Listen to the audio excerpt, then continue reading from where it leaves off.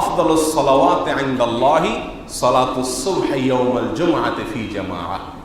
আল্লাহর কাছে যত সালাত পৃথিবীতে আছে, পাঁচক্ত যত সালাত আছে, এই সব নামাজের মধ্যে আল্লাহর কাছে সবচেয়ে শ্রেষ্ঠ নামাজ হলো জুমার দিনের ফজরের নামাজ জামাতের সাথে। জুমার দিনে যদি কেউ জামাতের সাথে ফজরের নামাজ আদায় করে, তবে এটা হবে আল্লাহর দৃষ্টিতে সবচাইতে সেরা নামাজ। আপনি সারা সপ্তাহে যত নামাজ পড়েন, এর ভিতরে জুমার দিনে ফজরের নামাজ যদি জামাতের সাথে পড়তে পারেন, তাহলে বুঝতে হবে আখিরাতের জন্য আপনার সবচেয়ে বড় অ্যাচিভ এবং অর্জন হয়ে গেছে। আলহামদুলিল্লাহ।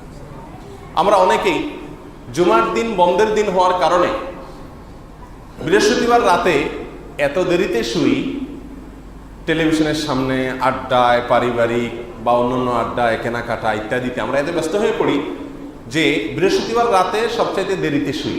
কারণ শুক্রবার বন্ধ, বাচ্চাদের স্কুল নাই, নিজেদের অফিস আদালত নাই, অতএব এদিন 12টা-1টায় শুই। যার ফলশ্রুতিতে দেখা যায় জুমার দিন ফজরের সময় মুসল্লি অন্য দিনের তুলনায় অনেক কম থাকে, অথচ এই দিনটাতে মর্যাদা সবচাইতে বেশি। কারণ এই দিনের মর্যাদার কথা আমরা না জানলে কি হবে, ইবলিস ঠিকই জানে। এজন্য সে এই দিনে যাতে আমরা মসজিদে উপস্থিত হয়ে সপ্তাহের সবচাইতে সেরা পুরস্কারটা নিতে না পারি, সেই জন্য সে বৃহস্পতিবার রাতে আমাদেরকে বলে, আরে অন্যদিন তো 10টা-11টায় শুয়ে পড়ো, কালকে তো বাচ্চাদের স্কুল নাই, তোমার অফিস নাই, সকালে ঘুমাইতে পারবা, অতএব রাতে একটু আরো কাজ করো, সময় কাটাও, সময় নষ্ট করো। মোহতারাম হাজিরিন, সেই জন্য জুমার দিনের এই বৈশিষ্ট্যটি আমাদের মাথায় থাকা উচিত যে জুমার দিনের ফজরের নামাজ যেন জামাতের সাথে অবশ্যই পড়া হয়।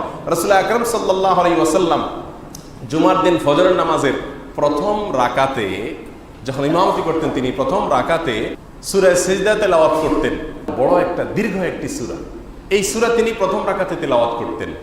আর দ্বিতীয় রাকাতে তিনি তেলাওয়াত করতেন সূরা দাহার, সেটাও মোটামুটি বড় একটি সূরা। এই দোনো সূরা যদি ইমাম সাহেবরা প্রথম এবং দ্বিতীয় রাকাতে পড়ে, তাহলে ইমাম সাহেবের চাকরি পরের দিন থাকবে কিনা আমাদের দেশে, এটা নিয়ে যথেষ্ট সন্দেহ আছে। কারণ এই দুই সূরা সালাতের ভেতরে ফজর নামাজ যদি ইমাম সাহেব সঠিকভাবে পড়ে, তারাবির মতো তুফান মেল মার্কা না পড়ে, তাহলে কমের পক্ষে 15 থেকে 20 মিনিট সময় লাগবে বা আরো বেশি সময় লাগবে। আপনারা যারা মক্কা মদিনায় গিয়েছেন, আল্লাহ যাওয়ার তৌফিক দিয়েছেন, আপনারা খেয়াল করে থাকবেন জুমার দিনে ফজর নামাজে মক্কা মদিনায় প্রায় প্রতি জুমাতেই এই দুই সূরা তারা তেলাওয়াত করেন ইমাম সাহেবরা, এবং দীর্ঘ সময় নিয়ে পড়েন। তাহলে জুমার দিনটি আল্লাহর কাছে মর্যাদাপূর্ণ হওয়ার কারণে, এই দিনের ফজর নামাজের বিশেষ বৈশিষ্ট্য থাকার কারণে, এই দিনে রাসূল আকরাম সাল্লাল্লাহু আলাইহি সাল্লাম এই সবচেয়ে দীর্ঘ কেরাত বিশিষ্ট নামাজ আদায় করতেন। আমাদের মা বোনদের জন্য বলতে হয়, তারা হয়তো মন খারাপ করবেন, আল্লাহর কাছে সবচেয়ে প্রিয় নামাজ জুমার দিনের ফজরের নামাজ, তাহলে আমরা তো জামাতের সাথে সালাত আদায় করতে পারছি না।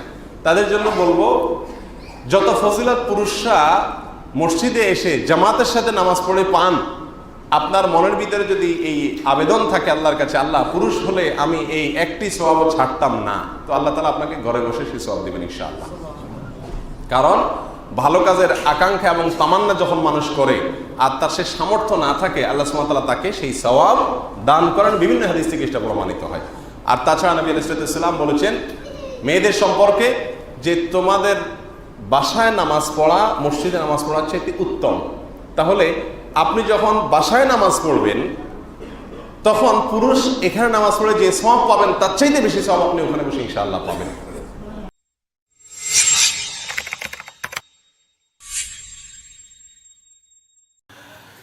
এরপরে প্রশ্ন হলো, আমার সন্তান ভূমিষ্ঠ হওয়ার কিছুদিন বাকি আছে, দিনদার সন্তান পাওয়ার জন্য কি কি আমল বেশি বেশি করা উচিত? একজন গৃহিণী প্রশ্ন করেছেন।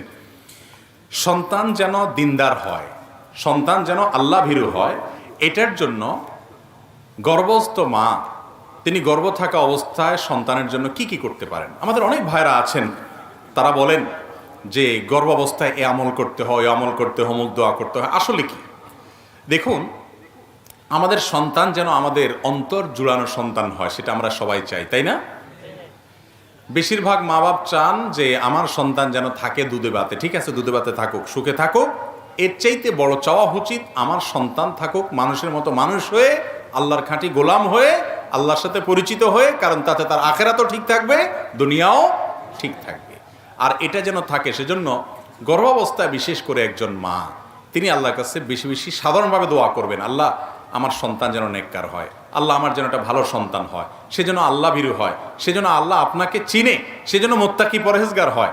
বিশেষ করে কিছু দোয়া কোরআন হাদিসে শেখানো আছে, সেগুলো বলতে পারেন। জাকারিয়া আলাইহিস সালামের দোয়াটা পড়তে পারেন, ইব্রাহিম আলাইহিস সালামের দোয়াটা পড়তে পারেন। আল্লাহ কোরআনে সূরা ফুরকানের ৭৪ নম্বর আয়াতে যে দোয়া শিখেছেন সেটা পড়তে পারেন। রব্বানা হাব লানা মিন আজওয়াজিনা ওয়া যুররিয়াতিনা কুররাতা আয়ুন। আল্লাহ এমন পরিবার সন্তান দেন যারা আমার চোখ শীতল করবে। ওয়াজআলনা লিল মুত্তাকিনা ইমামা, এবং আমাদের গোটা পরিবারকে মুত্তাকিদের ইমাম হওয়ার তৌফিক দান করেন।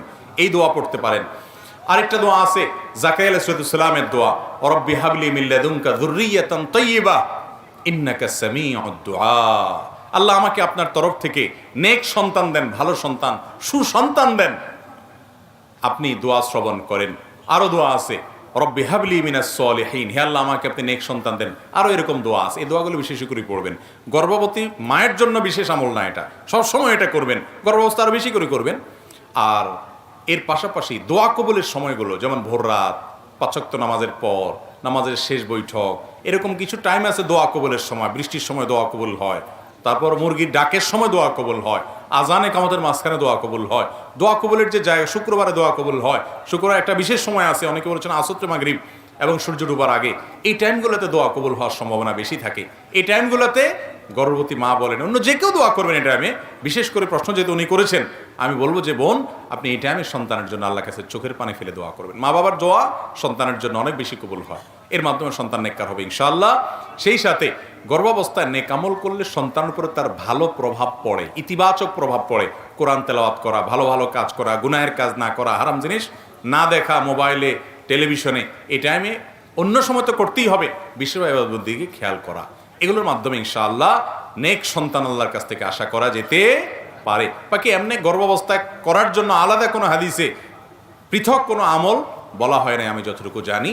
আল্লাহু আ'লাম বিসওয়াব।